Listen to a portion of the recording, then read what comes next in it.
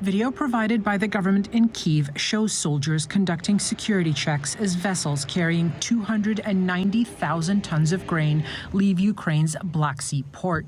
After a 4-day suspension, Moscow has lifted its blockade again as part of a deal struck by the UN.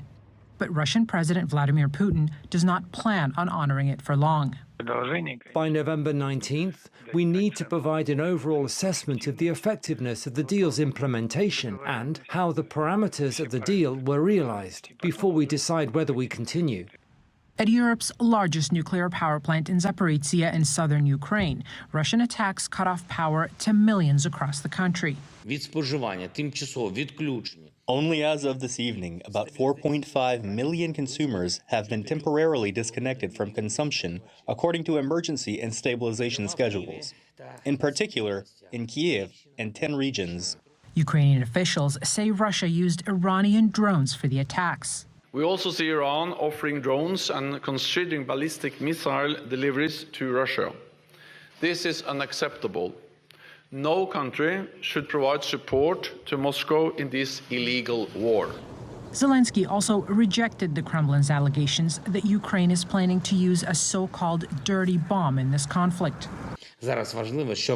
We have clear and irrefutable evidence that no one in Ukraine has created or is creating any dirty bomb. And the only thing that is dirty in our region now is the heads of those in Moscow who, unfortunately, seized control of the Russian state and are terrorizing Ukraine and the whole world. But Kyiv may be seeing progress. The Pentagon, which has supplied Ukraine with some $20 billion in security assistance so far, says Ukraine is likely to take back the southern city of Kherson from Russian control. I think you'll see them continue to press until they secure the territory on the west side of the river. So to answer your question, I do think they have the capability. And 2 U.S. senators, a Democrat and a Republican, visited Kyiv on Thursday, giving assurances that defeating Russia is in the U.S. national interest.